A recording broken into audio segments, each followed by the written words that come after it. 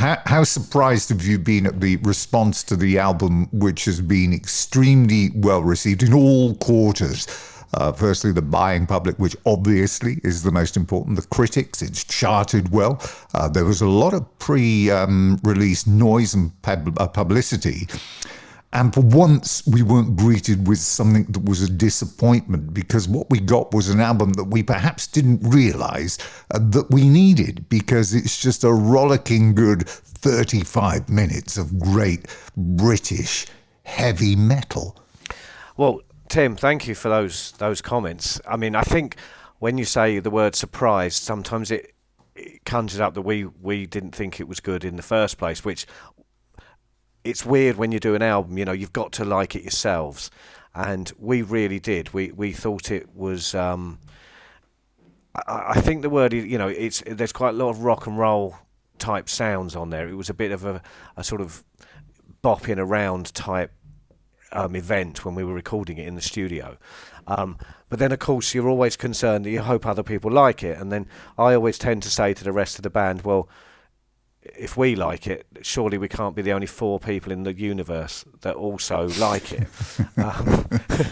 So then when everyone started, we had some, especially some of the early reviews, almost before it came out, were amazing, and they think, oh wow, everyone likes it, and it was great. I mean, obviously, absolutely thrilled, and we've done some shows now playing some of the new tracks, and people have clapped and said hip hip hooray, so that's all you can ask for, isn't it? We've had the Screwtape Letters, the book. Yes. We've had Screwtape Letters, the movie, and now we've got it as the album. The book, though, holds a special place for you, doesn't it? Because you were given it by your father as a teenager. That's right. It was my father, as I've sort of said quite a few times now, was a priest. He was a vicar. Which actually, when I found out that Lemmy's dad was a vicar, when I was a kid, it made me feel a little bit closer to sort of other people that have strayed away, shall we say, from the path. And it was around the time we were having confirmation classes. Oh, I remember. And my dad got everybody a gift, and everybody else got the usual thing, and I think my dad had actually given it quite a lot of thought into what to get me, and I was quite surprised. And I read the book, I really enjoyed it. I thought it was a totally different take on everything. I really, really enjoyed it, because in the confirmation classes, and I was in the choir as well, I'd have my Motorhead t-shirts underneath my cassock and surplice, so I think my dad sort of realised quite early on I probably was. What was your confirmation name, by the way? Well, we were Church of England. So did you not choose a name? Sorry, I didn't have a name. No. It'd have probably been Lemmy if I had to choose one. I was going to say, was he trying to actually point you in the right direction, onto the right path? Because the book looks at the importance of a Christian faith, really, the day-to-day life and on all the temptations that you might come across, as seen from the devil's viewpoint. I mean, it really is quite complex stuff for a teen. No, it is. Was he trying to get you off the rock and roll? I hadn't actually thought of that. Maybe he was, but I think probably if he'd have given me, the bog standard normal thing that people get, he probably knew I wouldn't read it. So I think it was, there's a good chance he's going to read this one. I think that's maybe what he was thinking. If he had further motives in mind, we'll never know. Well, I mean, I don't know about you, but I used to do the thing on purpose. I mean, we had quite a religious, upbringing, church and all that, and I used to take great delight at playing Bat Out of Hell and Number of the Beast by Iron Maiden when it came out, especially the introduction, intro, woe to you, O earth and sea. I have done that as well. and of course, you'd always be in your room playing music, but it was so loud. And my parents never really complained; they were great, really. But they would have heard every word.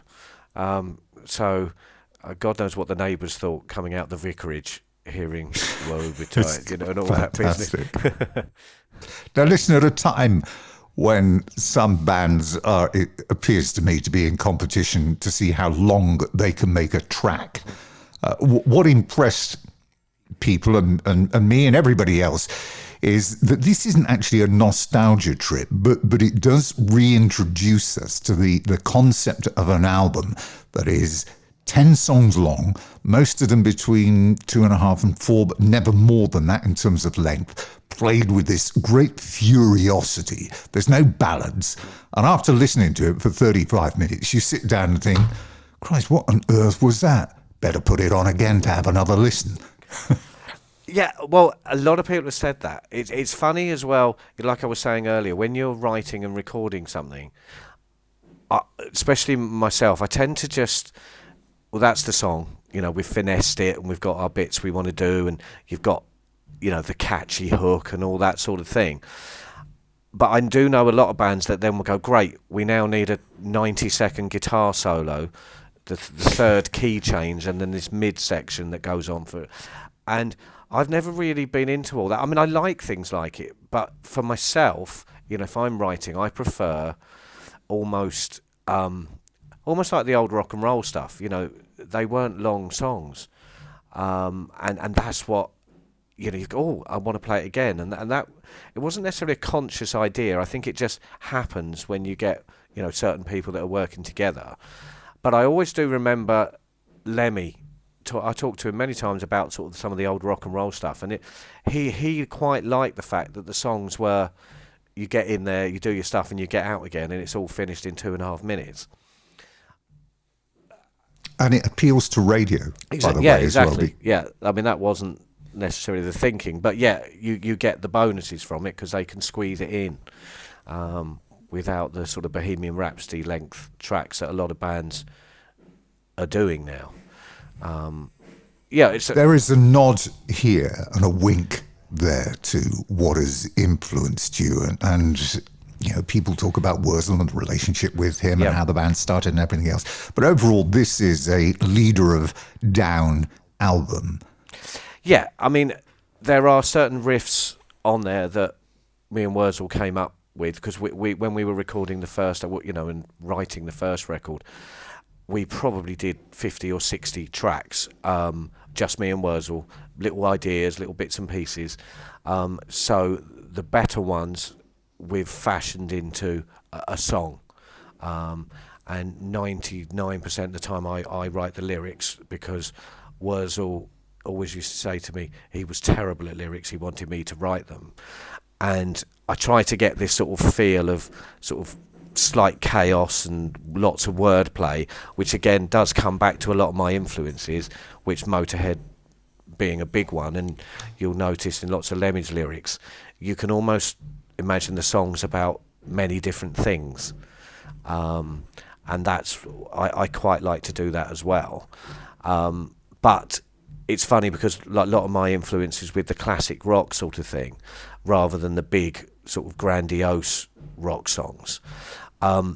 It's amazing then what comes out when you write, because obviously your influences do, and we've got now a sort of leader of Down way of doing things, which stems right back to the beginning, because when me and Wurzel started the group, the idea was we wanted to sound like the more catchy, obviously catchy Motorhead songs. So there's songs like All For You, which is on the rock and roll album, Too Good To Be True, which is on March or Die, which... No Class. Yeah. It was always one of my favourites. Cracking song. But if it wasn't Lemmy singing it, and it was, say, more of a standard singer, they'd almost be like a pop rock song, some of the tracks, because they're very catchy. And we wanted to try and get that feel, obviously with a different vocal. We weren't ever going to try and get like a Lemmy sound alike. And it sort of developed from there, really. So there probably is a conscious effort in that way to keep the songs really under 4 minutes maximum. Have you found, and this for me is always something that points to a good album, is that the more people that you talk to, they all tell you that their favourite track is something completely different. And the great thing about the streaming devices is that you can tell how many people have listened to each track. Yes.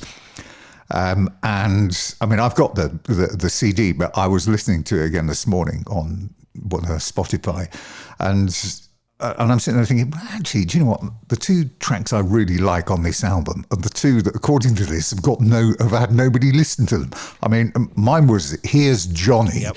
and the last track, which is Midnight in London. Yeah, I'm sure people will pick up on those more and more as the weeks go on.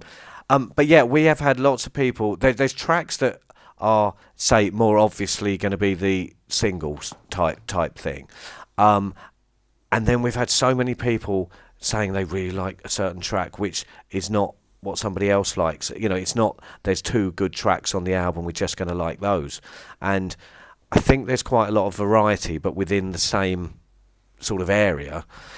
And I was talking about it with someone else the other day. We took a lot of effort into trying to get the running order to work, because you can find with certain tracks they can set up the next track just in the way that it flows through the record. And I think we got that pretty much the best, order we could do it in. So on the vinyl, then obviously Here's Johnny starts side 2, and it's quite a bombastic sort of overkill type drum thing, or going, double bass drums pounding along, but a slightly different feel than some of the other tracks. So yeah, thank you for saying that. But yeah, we have a lot of people not saying they all like the same song. It's been quite a few different ones. How much has the fact that this album was recorded basically in one place improved the process and the album and the outcome as a whole? Completely different recording process to the Cascade into Chaos album, which I think, as you said, it was recorded at various locations all over the place. Yeah, I mean, that literally all over the world, Cascade into Chaos. It made it, I think the best thing to say is this new record is probably more consistent. And we were able to work on the album as a whole rather than working on 2 or 3 tracks at a time. And the consistency, just generally the overall sound, as well as the writing and everything else, it was all literally done at the same time, and I think that's been a big help. Plus, to get the sound that you wanted, how, again, pivotal was it to have Cameron Webb involved, and also Sean McGee, who worked on some of the mixing as well? These guys have got so much experience working with, well, it's just an A-list, isn't it? I mean, anybody that's everybody they've worked with. Most definitely. I mean, start with Cameron. I've known Cameron for a long time. Luckily, I was present at quite a lot of the recording of the latter Motorhead albums at time to time, so I got to know Cameron very well. And then he did the Paradise Turned into Dust track that we did with Lemmy, and then I asked him to do the rest of the first record and also the second record, and Cameron seems to have just got it. He's got what we're trying to sound like, and obviously, as you said, he's done so many amazing bands and acts. He's just got what we want, and it's great that he's even remotely interested in doing it. It's absolutely fantastic, and it's always a pleasure working with Cameron. And then Sean McGee over at Abbey Road, a man you really couldn't wish to meet, but again, it's sort of almost like they've instinctively know what we want. So it's all been quite a simple process when we've been doing the mixing. Obviously there's to-in and fro-in and slight adjustments, but they've got it. They understand us, and we've really got the sound we were going for. You've been friends with the former Iron Maiden man, Dennis Stratton, for a long time.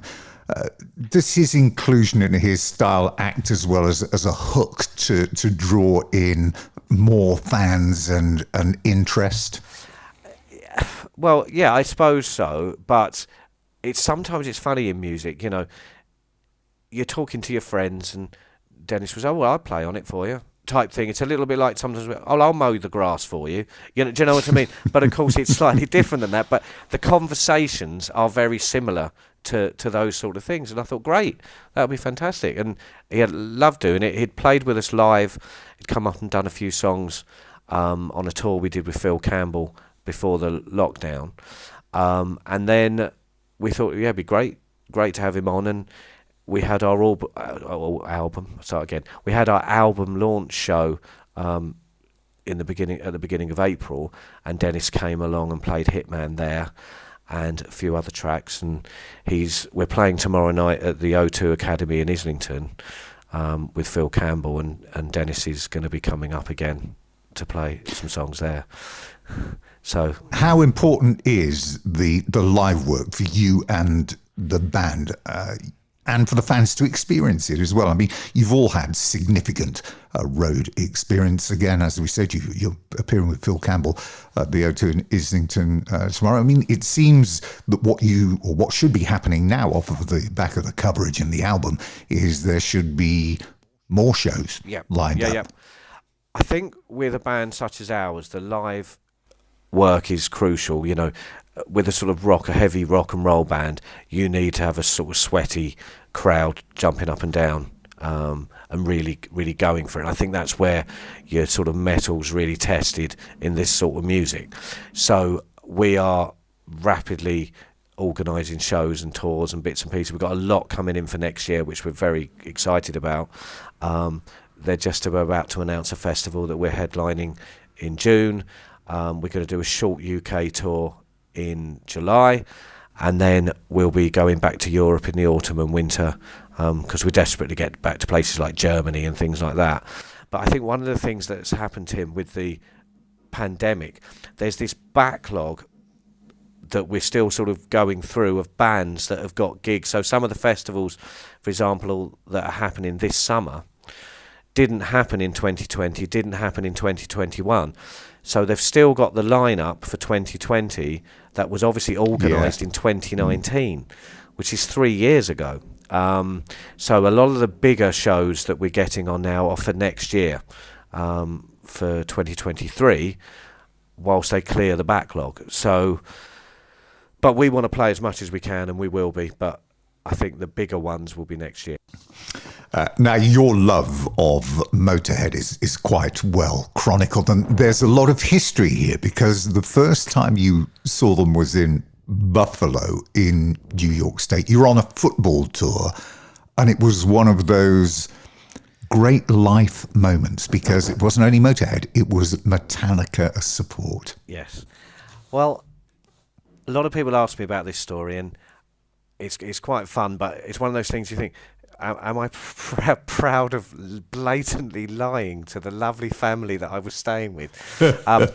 We'd gone on a school football trip, and by that point in my life, I was a huge Motorhead fan, and we were staying with host families, and they were a lovely family on a place called Grand Island, which is near Niagara Falls, about 15 miles from Buffalo. And I just happened to be looking through the local paper, and I couldn't believe it, I saw Motorhead were playing with Metallica, and also a UK band called Raven. Literally, whilst I was there, it was like a 4 days' time. So I thought, well, I've got to go and see this. I've got to. So I plucked up the courage, and I spoke to the father of the household, and I said, look, I'm more than happy to pay, but my favourite band, and I was always in the Motorhead t-shirts even at that age, I'm playing it in Buffalo on Wednesday. I can remember then, it was a Wednesday night. And I said, my parents always let me go, which was a complete lie, because I hadn't seen them at all. And they didn't think to ring up and ask them? No, didn't think at all, no. They always let me go, and I'd love to go. So he got tickets, and he treated me as well. I didn't have to pay, which I would be more than happy to. But he took me, the son, who was the same age as me, and his 9-year-old son, and him to this rock club in Buffalo to see Motorhead, and it was so loud, and Metallica were loud, and it was all just unbelievable. What on earth did he think, though? What did he think? Well, when sometimes Metallica it was a host family, so they wanted to make sure I had a nice time. And he was a lovely guy, but he was very sort of straight-laced, normal office worker type person. So certainly wasn't his type of music. And he never said anything about whether he liked it or didn't. They were just so lovely. But that was what happened. Then, of course, the plan was complete, because when I got back to England, I'd seen Motorhead. So I could quite happily say to my parents, well, Mum and Dad, I've seen them in a dingy club in America. So me going up to Hammersmith Odeon is not going to be a problem, is it, really? And then they let me go. So. Do you know, he probably trots that story out to his grandkids now, saying, well, I went to see Metallica. I didn't know who they were at the time. It's quite possible. And you've seen them. This is quite some achievement. You've seen Motorhead 123 times. I have, yes.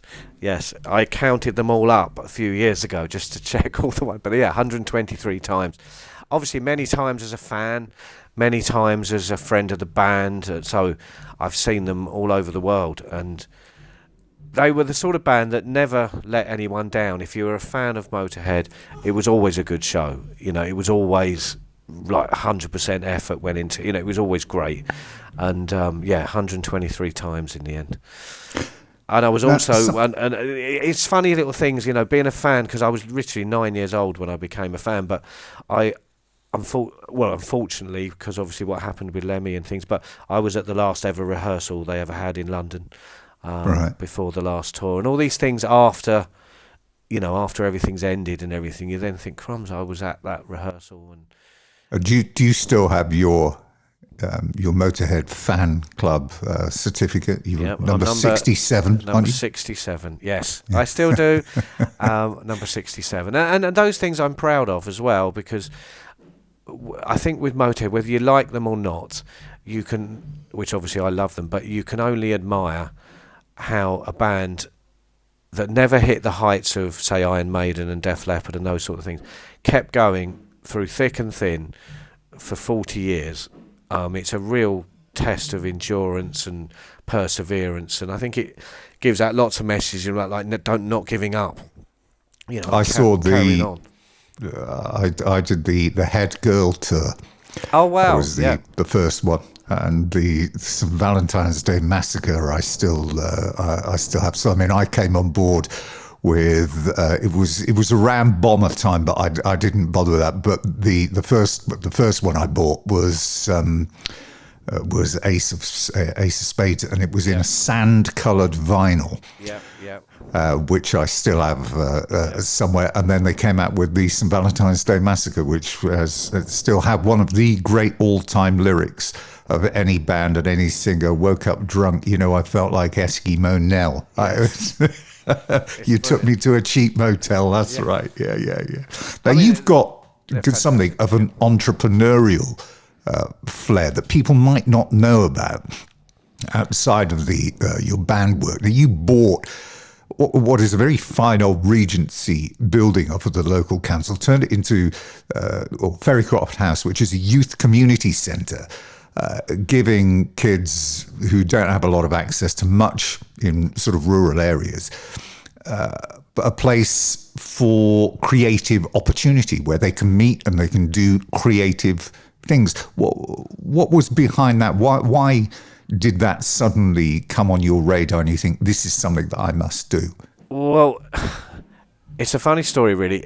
It's a building that had been a youth centre for sort of 60 or 70 years. It's a 200-year-old building. But Wurzel and me used to do rock school clinics in different places, and one of the places we did it was at Ferrycroft House. And it's an amazing building and really lovely, and Wurzel absolutely adored it. And I remember him saying to me when we were doing one of these clinics, he said, we should buy this place, mate. And I can remember saying, we used to have such a funny relationship, me and Wurzel, like we'd always be bickering, but it would always be a joke. So I'd say, don't be so ridiculous, you silly old man. Of course, but it's a joke, And he'd go, you're a bitter, bitter man. Yeah. We'd just be having these silly conversations, which I miss immensely. But after Wurzel passed away, a few years after, they closed the Ferrycroft House building and were going to sell it. I got a petition up to try and keep it open, which delayed it for a little while. And then the council said, well, look, we're going to sell it. It'll probably be knocked down or turned into houses. Are you interested in buying it? So it was certainly nothing I'd ever even envisaged wanting to do. It just sort of happened. But then I could always hear Wurzel in my head saying what I just told you, we should buy this place. And So in the building, the main hall, we've called it Burston Hall. Obviously, Wurzel's surname was Burston, his real name. So one of our main recording studios is the Phil Campbell Suite. Brilliant. So I've got a lot of Motorhead memorabilia in here as well, and although we do a lot for young people, it's for the whole community. So the youngest person that comes is about 4, and the oldest is in her 90s. So we do all sorts of different things. So yeah, it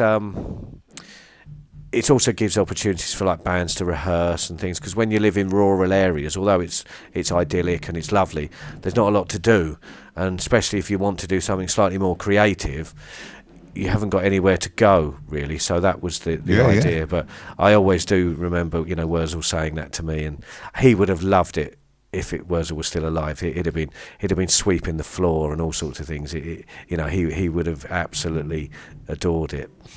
And lastly, the highlight, obviously, of your media life or your broadcasting life has obviously been, and I don't know whether you've been trying to hide this or hardly getting onto Google to get it removed, is your inclusion in the rock and roll cookery show, Brutally Delicious. What a great idea! Where you rocked on to make a bit of bread and butter pudding. How on earth did they find you and get in touch with you? And what was your relationship? How did you come to be involved? Well, it came through, I think, one of the PR people we've used. Sharon. It was before we were with Sharon. It was earlier than that. I can't think who it was, but someone they got in touch with them. Now, I'm not known for my cooking. Anyone who knows me, it will not, if they're asked to describe me, my cooking skills will not be in the top 30. But I thought it was a great idea, and we wanted to make it quite a sort of a funny little video, because, like I said, my cooking skills are pretty poor. If you watch it closely, actually, there's certain bits of what I'm describing I end up not doing, because I'm too busy yapping away, and I'm not doing. And when we had to do the bit where I test it, it tasted so disgusting because I'd messed it up, and I just couldn't stop laughing because it was hideous. And I did bread and butter pudding on the video, and I like bread and butter pudding, but it really was absolutely awful. But I have been asked to do another one, Tim. So I'm going to do another one. So I haven't yet decided what I'm going to do, but I'm going to be doing another one in the next few months.